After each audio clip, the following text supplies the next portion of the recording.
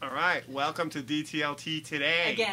Again. This is our second show today. I think, if I'm right, this is episode 90. Or if not 90, 91. Epic. So we have been kicking ass on DTLT today. And I actually have the distinct privilege to invite back two DS106 Internauts from spring 2011. Woo. We have Callie from Beach, also known as Sarah Kountz, and Mr. Thimble, also known as David. As Mr. Thimble. David. This is sort of like Noel. when they do the like the reunion shows. That's it. You So know? this is us returning to two DS106 Internauts 6 months out. Like, where are they now? Where are they now? Sarah has graduated, so we'll get to that.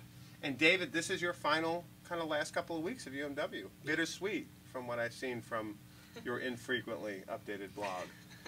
But we'll talk about that. Let's not jump ahead of ourselves. So Sarah, welcome to DTLT today. Hi, how's it going? What is life like out in the real world, quote unquote? And how have things been going? We'll get to the specifics, but just, you know. So basically I've been traveling since May on and off with international friends. So I went to the West Coast with my Australian friend for 3 weeks, and then she came over to the East Coast and we traveled, and then I was recently on a road trip with my German friends, and we did a 39-day road trip from Virginia all the way out to Texas and back. And we finished it off together by going to Vegas, because that's really epic. And yeah, so now I'm just working a retail job and trying to find a better job. Now, you've been keeping up with your photos particularly. Your Flickr has been regularly updated. Right. Not updated as much as I should, especially while traveling, because it was kind of hard to update photos. And, I agree. It hasn't been as regular. being on the road. But yeah, no, I do. I update as much as I can, and I've been taking a photo every day since January, so it's almost over. Wow. That is awesome. So you have been keeping the 365. Yes, I have. Although daily shoot has ended. Do you know about that? Yeah. And I feel like now that it's ended, it's a lot harder to take photos, especially now that I'm not traveling and I'm working, because by the time I'm like, oh, I should take a photo, it's kind of late at night, and it's not always the best photo. So. We're going to try and do something with this. Martha, Alan Levine, and whoever else is interested, but kind of recreate Daily Shoot for DS106. I think that would be a good idea. Daily DS106. Daily DS106. Oh, I like that. But having a kind of prompt, and you can do it with photography, audio, video, whatever. Yeah, I definitely like the prompt. Like, sometimes I didn't like the prompt, but I always struggled finding a photo. But I think in general, having a prompt is better than just going on your own if you're just at home and not really doing anything epic. Or Well, you're a particular success story. I mean, we have success and failure always, right? And to focus on the success first, you're a particular success story. You came back here a couple of months ago, and you're the first DS106 student to actually get a book published of your work. So Sarah Kountz actually, and I'm going to bring this up to the camera, has a publication of her final Anybody project, can. which was Where like can people buy this? Rainbow. What's the I'd have name to of this book? Rainbow Bright, I think, a new legend. Rainbow Bright. And this is by Sarah Kountz, and this is a series of photos she took right here in front of UMW's DuPont Hall, and they're magical. So hopefully Can you I'll show put us some of one? this. Yes, let me show you one. Go, I'm gonna if show you want to go to one. the back, that's all of you guys. Okay. Let's show Jim Groom. Thanks for helping out, and she actually signed it to me. When I'm famous. But yeah, so I'm gonna get money from that. But here's some of her. All of them were colored, so theme colors. So there's blue, there's orange, and they're all of people. And she got people to do some very bizarre things. She has very good friends. Yeah, they I did do. whatever she asked of them. And so she has this book. Especially Megan McMillan. Thank Megan you. McMillan, who is also in DS106. So great success story. Her own book of her photos. I hear the reviews are very good. Reviews are great.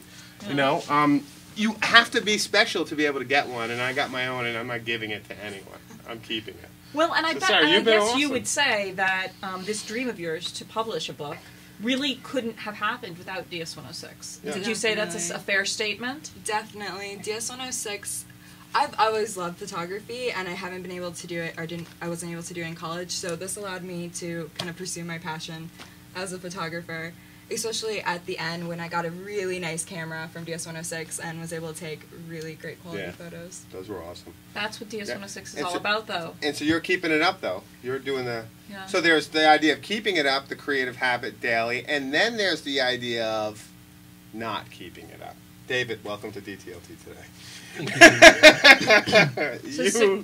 You're one of my favorite DS106ers from the spring because you have a very wry sense of humor. You're very snarky. And, you know, you had some of your mashup stuff was some of the best stuff that happened. But let me ask you this. Out. What happened 6 months out? I got busy. And the busy Sarah, have you been busy?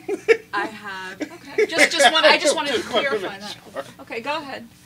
I mean, not really a good excuse, but, you know, I just got busy, I got out of the habit, and then it's tough to get back into it. You know, and there's that abortive attempt at blogging my thesis. This semester I'm doing my History 45 thesis, which is like a capstone individual research thing, 30 to 40 pages, you know, all that.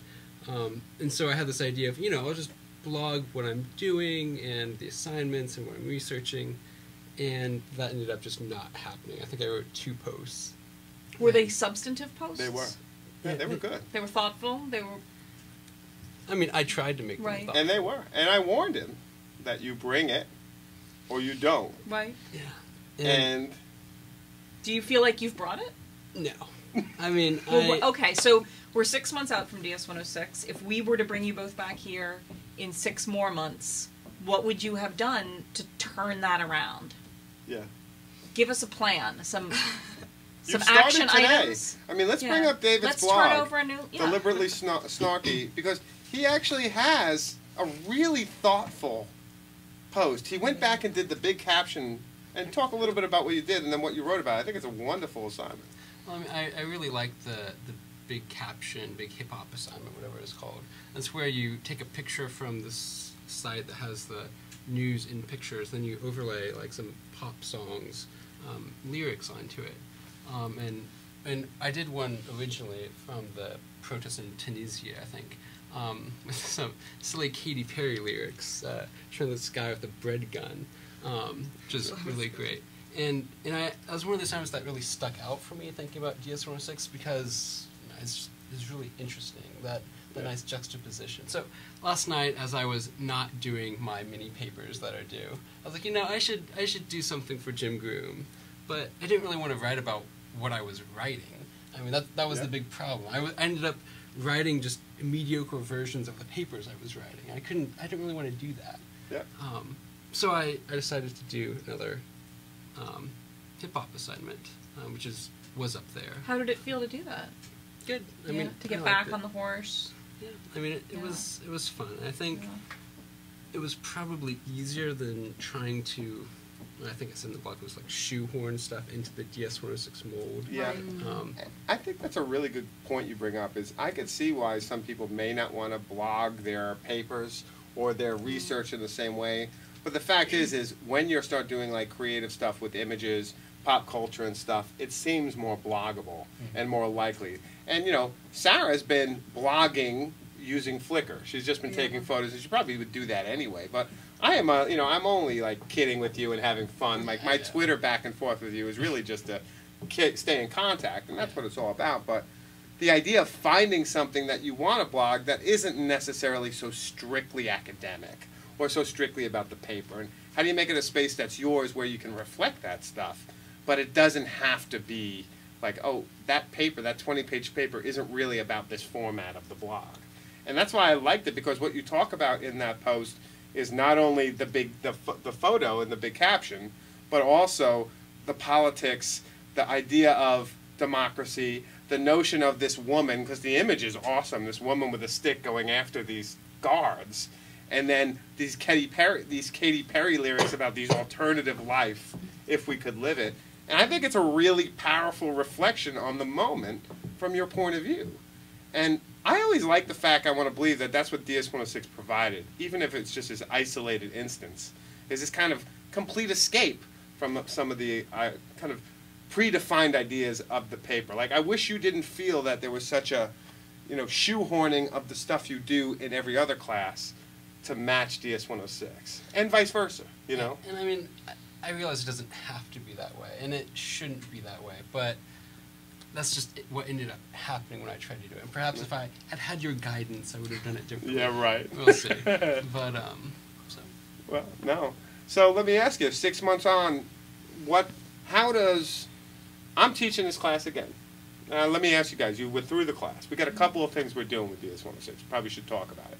Get your advice as students who've gone through the process.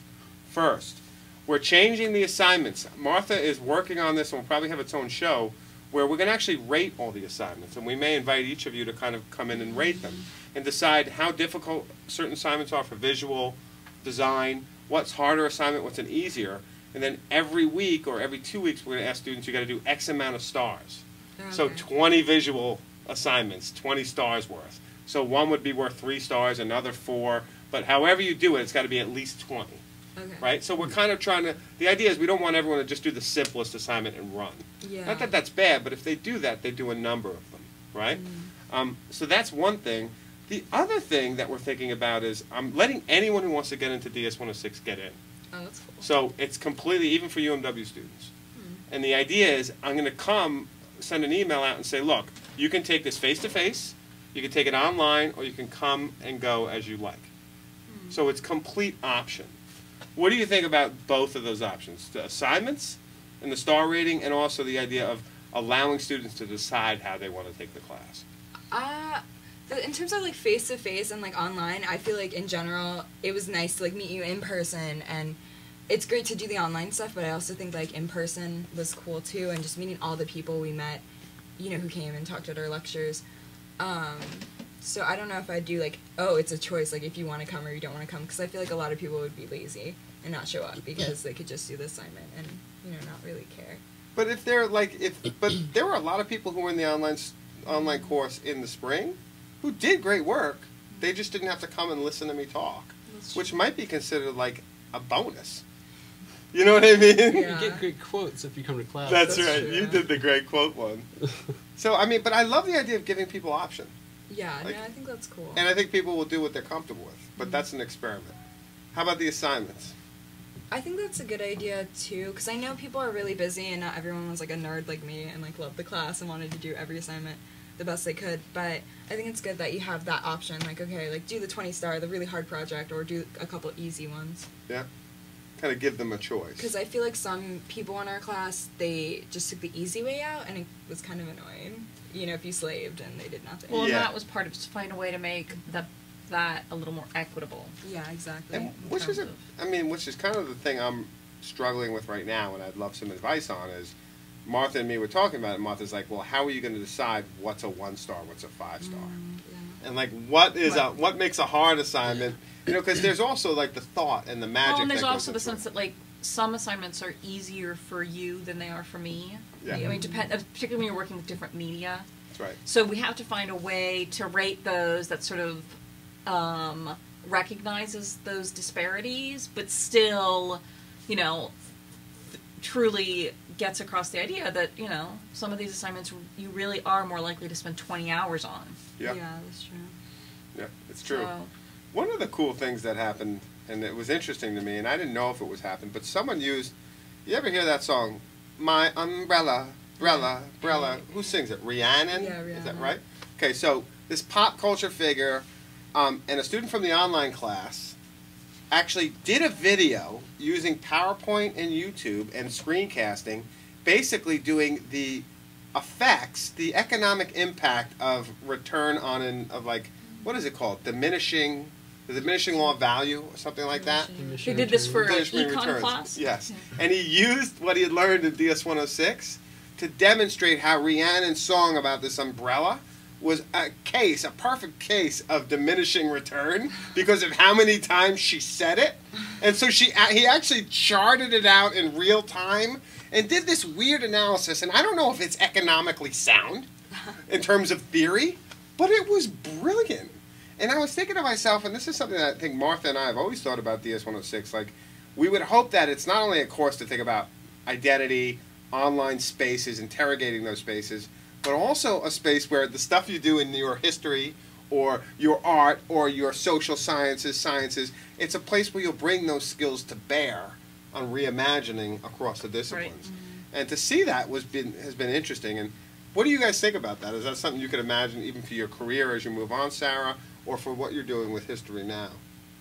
Well, I definitely know this class helped me on this independent project I was working on last semester, just learning about websites and all this other things. I think that really helped me with my independent study. And I think definitely this class will help me in the future, but I'm kind of more interested in this stuff anyway, so Yep. I think, yeah, for me it would be good.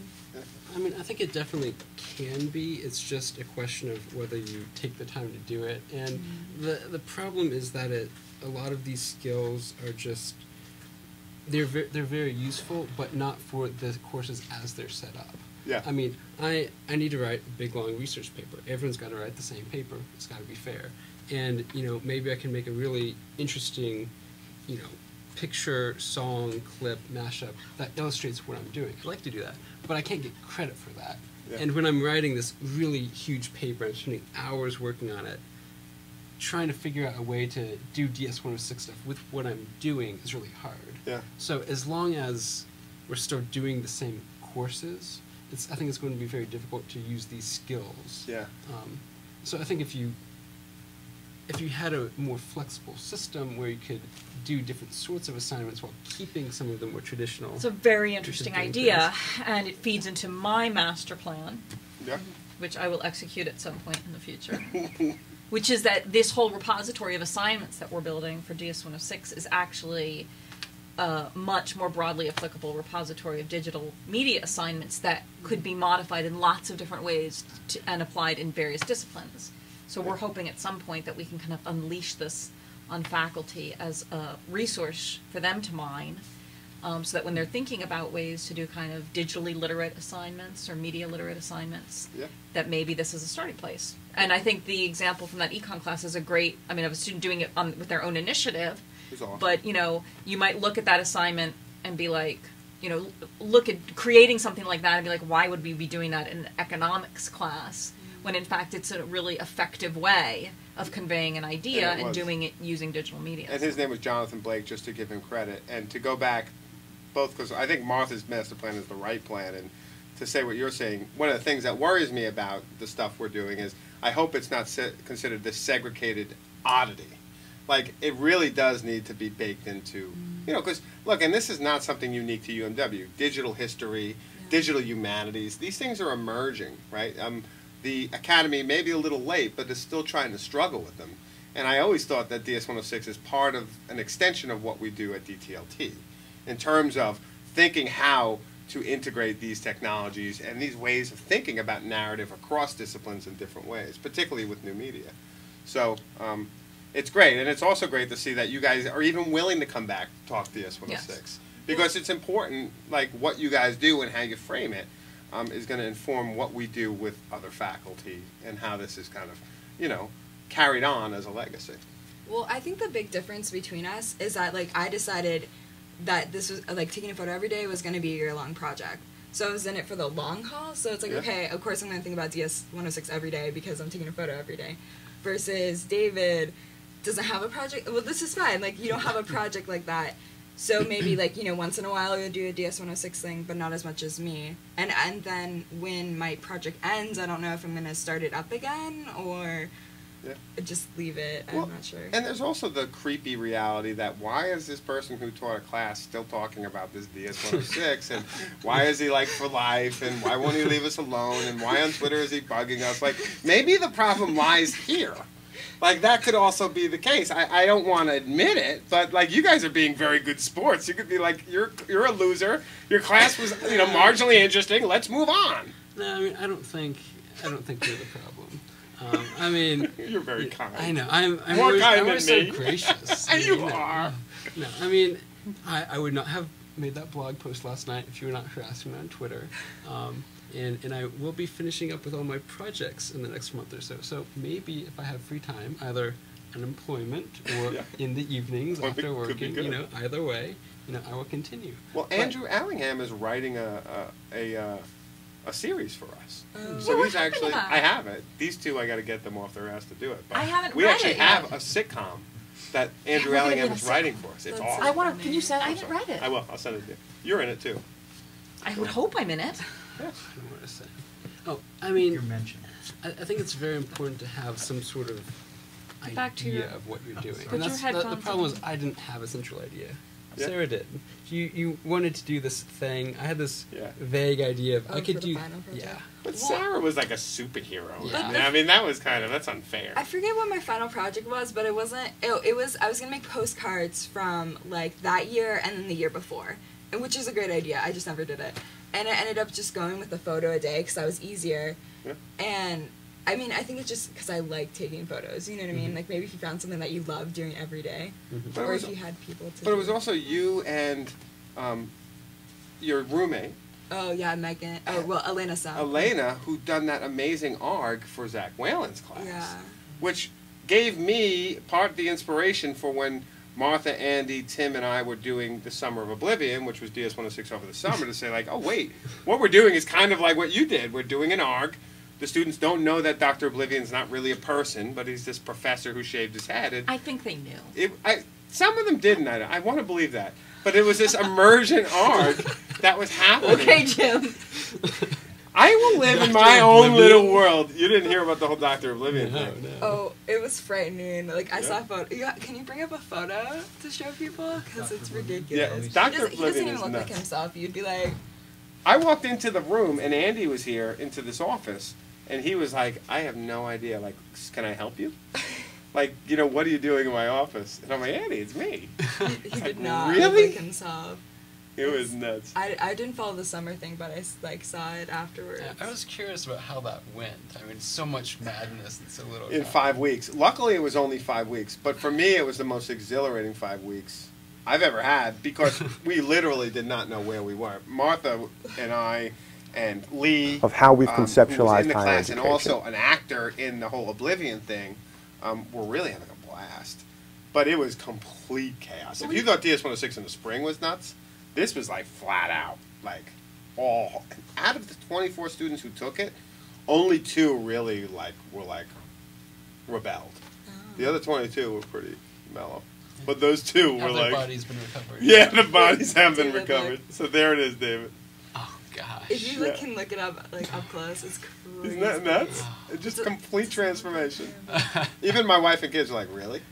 So that idea of the Dr. Oblivion as a game and as an ARG, as this alternate reality, really kind of was inspirational, what you guys had done. And I always said, and I still hold to it, doing an ARG well is maybe the hardest thing. Yeah. It just takes so many things have to come together. Yeah, Yeah. and it's really hard to do in one semester when you have a lot of stuff going on. Yep. So future advice. And we ultimately jumped the shark on Dr. Yeah, that Oblivion. last week. The last week we completely jumped the shark. Yeah. So It was really bad. good. It's awesome. Best semester ever. All right. So DS106. So in Any 6 advice? months, you're going to come back? Yeah, 6 months we'll have do it this back on a on. regular basis, reunion show. Yeah, and I would love to know, like, in this whole unemployment thing. I mean, I know we have the 99%, and you guys are pissed, and your generation should be pissed. I'm all for that. But if you take some of that anger and you build into some project, ongoing, because Twitter, the greatest thing about Twitter is you can follow the DS106 hashtag and you can always contribute. Yeah. But hopefully it's just a space, because you've kept your blog, both of you. So hopefully it's a space where you kind of frame that stuff out. Just keep going with it. Because I know, for me, it's become less of a course and more of a community. And I don't know how new students coming in will really deal with that, but I love the archaeological layers of students who've taken it. You know what I mean? That It's is cool, yeah. So, that's it. Thanks, DS106. guys. Alright, great. For life. Yeah. See? DTLT today. Thank you. Bye. Thank you.